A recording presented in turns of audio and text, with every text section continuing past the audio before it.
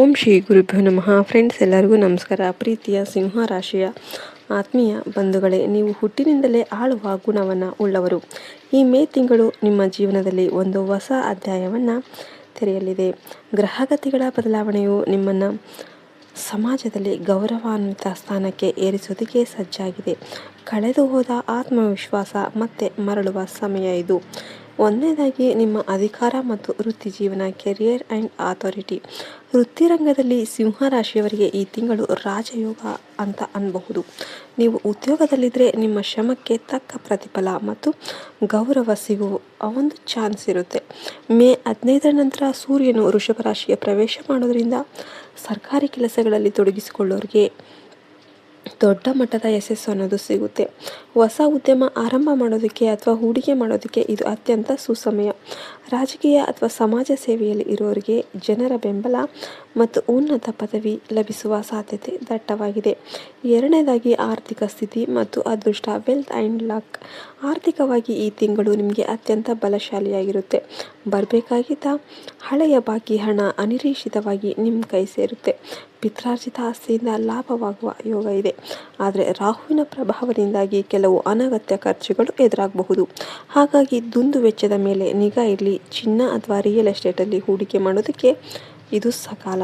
ನಿಮ್ಮ ಅದೃಷ್ಟದ ಬಲದಿಂದ ಸ್ಥಗಿತಗೊಂಡಿದ್ದ ಕೆಲಸಗಳು ವೇಗವಾಗಿ ಪೂರ್ಣಗೊಳ್ಳುತ್ತೆ. ಮೂರನೇದಾಗಿ, ಕುಟುಂಬ ಮತ್ತು ಸಾಮಾಜಿಕ ಗೌರವ, ಫ್ಯಾಮಿಲಿ ಆ್ಯಂಡ್ ಸೋಷಿಯಲ್ ಸ್ಟೇಟಸ್. ಕುಟುಂಬದಲ್ಲಿ ನಿಮ್ಮ ಮಾತಿಗೆ ಹೆಚ್ಚಿನ ಬೆಲೆ ಸಿಗುತ್ತೆ. ಪೋಷಕರ ಬೆಂಬಲ ನಿಮ್ಮ ನಿರ್ಧಾರಗಳಿಗೆ ಶಕ್ತಿಯನ್ನು ನೀಡುತ್ತೆ. ಮಕ್ಕಳ ಸಾಧನೆಯಿಂದ ಮನೆಯಲ್ಲಿ ಸಂಭ್ರಮದ ವಾತಾವರಣ ಅನ್ನೋದು ಉಂಟಾಗುತ್ತೆ. ಸಮಾಜದಲ್ಲಿ ನಿಮ್ಮ ಪ್ರತಿಷ್ಠೆ ಹೆಚ್ಚಾಗುತ್ತೆ. ಅವಿವಾಹಿತರಿಗೆ ಪ್ರತಿಷ್ಠಿತ ಮನೆತನದ ಸಂಬಂಧಗಳು ಕೂಡಿ ಬರುತ್ತೆ.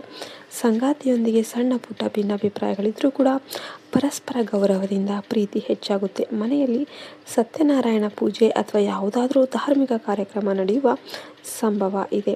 ನಾಲ್ಕನೇದಾಗಿ, ಶತ್ರುಗಳು ಮತ್ತು ಜಾಗರೂಕತೆ, ವಾರ್ನಿಂಗ್ ಆ್ಯಂಡ್ ಎನಿಮೀಸ್. ನಿಮ್ಮ ನೇರ ನಡೆ, ನೇರ ನುಡಿ ಕೆಲವರಿಗೆ ಇಷ್ಟವಾಗದೇ ಇರಬಹುದು. ವಿಶೇಷವಾಗಿ DLN ಅಕ್ಷರಗಳಿಂದ ಹೆಸರು ಆರಂಭವಾಗುವ ವ್ಯಕ್ತಿಗಳ ಬಗ್ಗೆ ಸ್ವಲ್ಪ ಎಚ್ಚರ ವಹಿಸಿ. ಇವರು ನಿಮ್ಮ ಬೆನ್ನ ಹಿಂದೆ ಕುತಂತ್ರ ನಡೆಸೋದಕ್ಕೆ ಪ್ರಯತ್ನ ಮಾಡ್ತಿರಬಹುದು.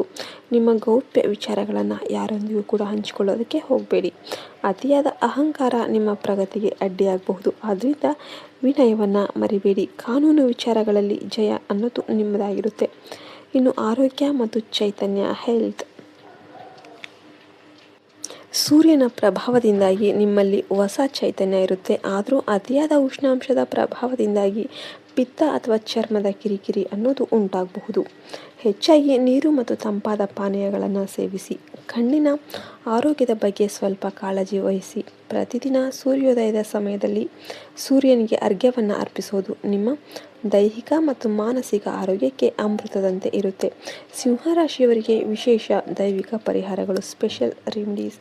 ಈ ತಿಂಗಳ ಶುಭ ಫಲಗಳನ್ನು ಇನ್ನೂ ಹೆಚ್ಚು ಮಾಡೋದಕ್ಕೆ ಈ ಕೆಳಗಿನ ಕೆಲಸಗಳನ್ನು ಮಾಡಿ. ಸೂರ್ಯ ನಮಸ್ಕಾರ. ಪ್ರತಿದಿನ ಬೆಳಿಗ್ಗೆ ಸ್ನಾನದ ನಂತರ ಸೂರ್ಯ ನಮಸ್ಕಾರ ಮಾಡಿ ಮತ್ತು ಓಂ ಸೂರ್ಯಾಯ ನಮಃ ಮಂತ್ರವನ್ನು ಪಠಿಸಿ. ಇದು ನಿಮ್ಮ ತೇಜಸ್ಸನ್ನು ಹೆಚ್ಚಿಸುತ್ತೆ. ಆದಿತ್ಯ ಹೃದಯ ಸ್ತೋತ್ರ. ಭಾನುವಾರದಂದು ಆದಿತ್ಯ ಹೃದಯ ಸ್ತೋತ್ರವನ್ನು ಕೇಳೋದು ಅಥವಾ ಪಠಿಸೋದು ಶತ್ರು ಜಯಕ್ಕೆ ಮತ್ತು ಆರೋಗ್ಯಕ್ಕೆ ಅತ್ಯಂತ ಫಲಪ್ರದವಾಗಿರುತ್ತೆ. ಗೋಧಿ ದಾನ. ಭಾನುವಾರದಂದು ಕೆಂಪು ಬಟ್ಟೆಯಲ್ಲೇ ಗೋಧಿಯನ್ನು ಕಟ್ಟಿ ಬಡವರಿಗೆ ದಾನ ಮಾಡಿ. ಇದರಿಂದ ನಿಮ್ಮ ಜಾತಕದಲ್ಲಿ ಸೂರ್ಯನು ಬಲಗೊಂಡು ರಾಜಯೋಗದ ಫಲಗಳನ್ನು ನೀಡ್ತಾನೆ. ಕೆಂಪು ಹೂಗಳ ಪೂಜೆ. ಮನೆಯ ದೇವರ ಕೋಣೆಯಲ್ಲಿ ಕೆಂಪು ಹೂಗಳನ್ನು ಇಟ್ಟು ಪೂಜಿಸಿ. ಇದು ಸಕಾರಾತ್ಮಕ ಶಕ್ತಿಯನ್ನು ಸೆಳೆಯುತ್ತೆ. ಅಂತಿಮ ಸಾರಾಂಶ.